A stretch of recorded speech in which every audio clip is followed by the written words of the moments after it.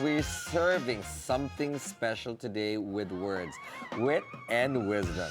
Joining us in the studio is celebrated and much respected writer, editor, storyteller, who else but AA Patawaran. Woo! AA, oh my gosh, it's a crazy day today. I feel the weight of the studio. Yes, yes. So, you've always been a celebrated writer, or I would say wordsmith.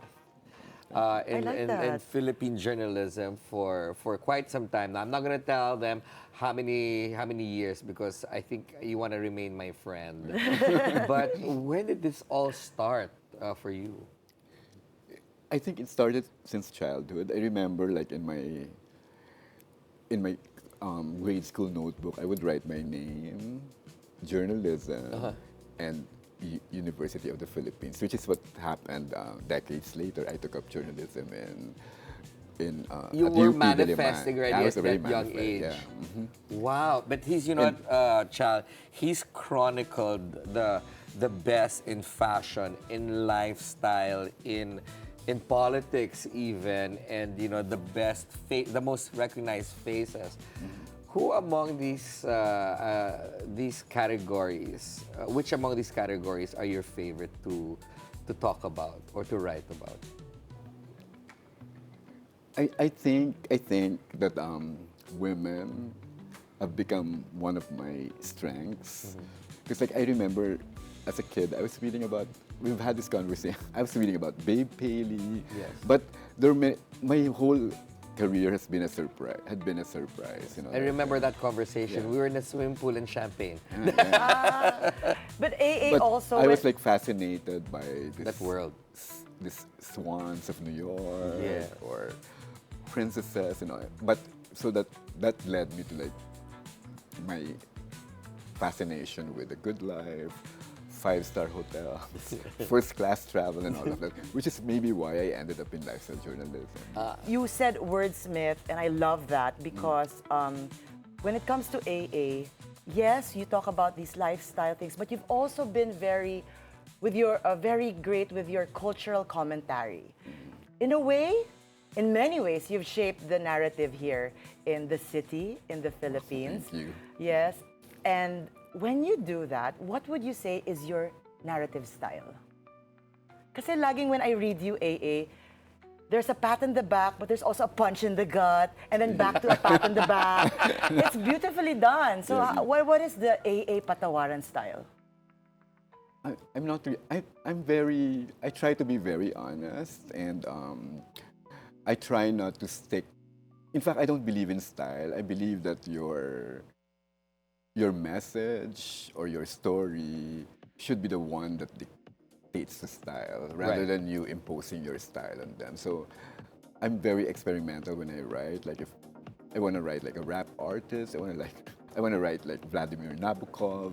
It doesn't really matter. I can write I try to write like, if I were writing about dancing, I'll write about studio in the way Studio 54 would be written about. I always like adjust to the topic. Yes. In fact, recently, unfortunately, former Senate President Enrile passed away yesterday with an official statement, and you actually posted something beautiful. I don't know if we've got it, if we can post it on the screen right Beautifully now. written. But it was just beautifully written, and here it is. Juan Ponce Enrile, where was it? When I have, When I this- have fears that I may cease to be, which is a poem by John Keats. Because like I remember, I was invited to the 60th anniversary of the wedding between Christina and when I had a chance to chit chat with him. Because like when I was young, I thought that I could die at 30 and I'd be okay. But when I met Juan Ponce Enrile, when I met F. Cignal Jose, when I met Cirilo Bautista, I realized I could be 90 and still be And live. sharp and still write novels and stuff like. So my question to him was, how do you keep your mind sharp? Sharp, correct. And he goes, I read poems. I memorize poems. I've been memorizing poems since I was young. Okay. And so he goes, that's how you keep your mind sharp, by memorizing something.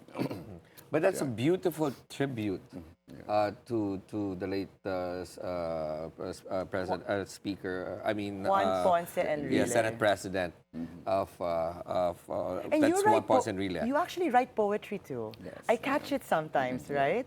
So you've dabbled in all of this, not just dabbled, actually you dive into all of these different ways of writing, of prose. But nowadays, for the young ones, may AI na, right? Yeah. How do you feel about that as a writer, as an artist in your own way with your words? When I was in my former company, I was like totally against it because I said, I know that this is unwinnable, Right. but I want to fight till I know that To I've the lost. end. Because my only fear is that like if with AI, why would kids bother with grammar? Right. Why would you memorize the multiplication table? I think that we're going to be relying more and more on AI. I think it's going to happen.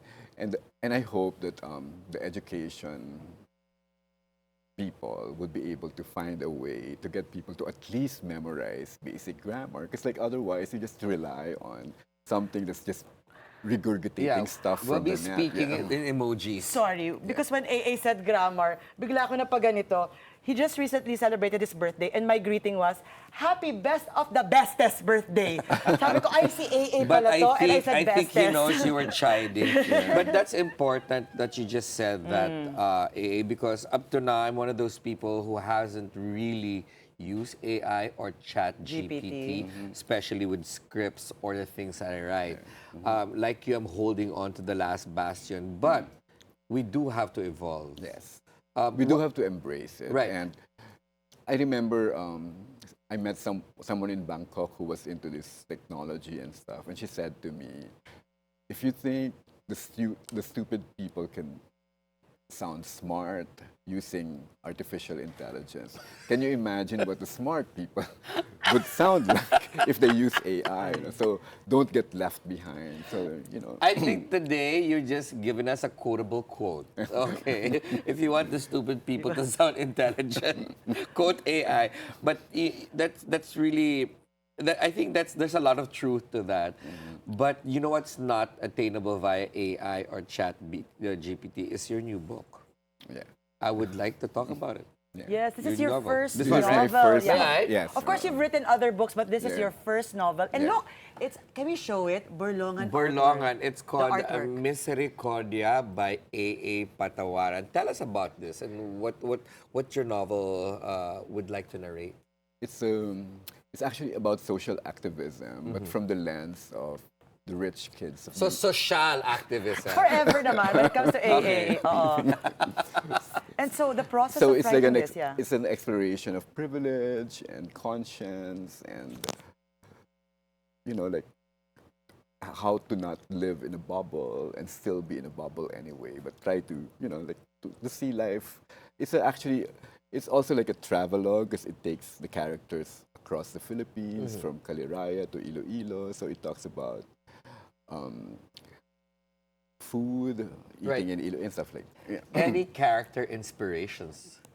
A lot of it is drawn from life. Okay, that's what I'm gonna ask you. Yeah. Because everything, all writing naman is drawn from life. No? All Yes. creation is drawn from your life. Except that, of course, you try to do a composite of many, many things. Right. And, but it's actually, this Borlongan is actually happened to me when I was in college at UP and joined my first rally because of David Celdran, who at the time was the student council president. Oh, okay. And he said to me, hindi ka ba nahihiya na suspended ang classes and you're here playing tong-its? And so it's suspended because we're supposed to be fighting for our country. So I joined my first rally and I strayed from UP and I found myself in this group of, I think they were NPAs because kinabit bisig nila ako and we started running. Wow. And they were screaming, NPA lumalawak. And I was so ashamed. I was like, oh my God, I'm not pro-NPA or something like that. Weren't you But, scared? Oh my gosh. No, I wasn't scared. I just thought that, here for NP. Is this an NPA thing? Yeah. So Walang from- first-class lunch Oo, doon. from NPA to, of course, all the biggest parties, all the big names. Yes. Just out of curiosity, any nuggets in there in that book where we see, ay, this is the character of Of AA. X-person. Oo. Or even of you. Basahin na lang nila. Yeah. Oh, no! No, my but that gosh. takes them from the whole. Because like I always think that sometimes the Philippines is represented as a poor country, right? Yeah. In general, like in our literature, in a way, parang I'd like this to be a presentation of the life in the Philippines in general, which Okay. includes Manila Polo Club, which includes Shangri-La the Fort, Yes. and stuff like that. So, AA, you know I'm very self-centered. Am I in the book? Lahat, you're all there. No? Okay, AA part 2 na lang ako. Okay lang. But you know, you've built a lot of relationships with, you know, with stellar personalities, and it's no secret that you're super friends with Heart Evangelista. If you were going to write a book about Heart, what title would it be? Oh God, it's hard. It's hard for me to answer because it's hard for me to think creatively at the spur of the moment. But we were planning. Heart doesn't want a book written about her until she's old, until she can look back and see what her life had been about. No? And so I think her story is developing. That's gonna take a long time. Still AA, we're still gonna evolving. be here. Still evolving. Yeah, she is one of those chameleons, Yeah. and you're right. Her story is still evolving. But if you were going to describe, if you're going to say, or just one word as a title, a working title.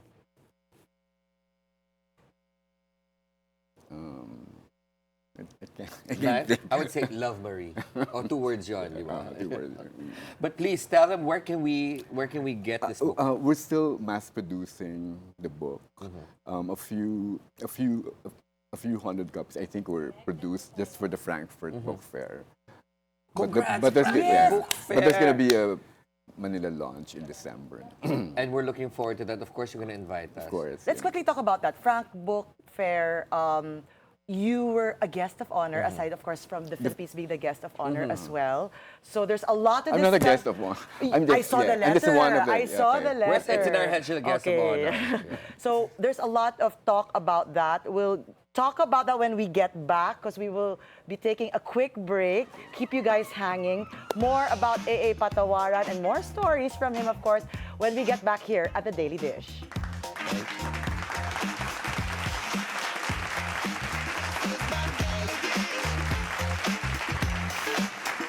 Welcome back. You're still watching The Daily Dish. Of course, we're still with veteran lifestyle journalist AA Patawaran. AA, please, this book is going to be super amazing. Can you tell our audience where they can get their hands and when can they get their hands on it? The book is going to be available maybe in early December. It's going to be launched.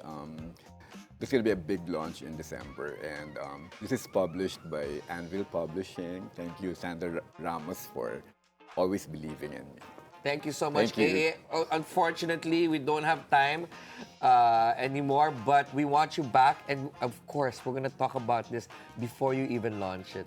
Thank you so much. Thank you. And Thank you, AA. more power, and we hope this book becomes a bestseller. Thank you All so right, much. thank you so much.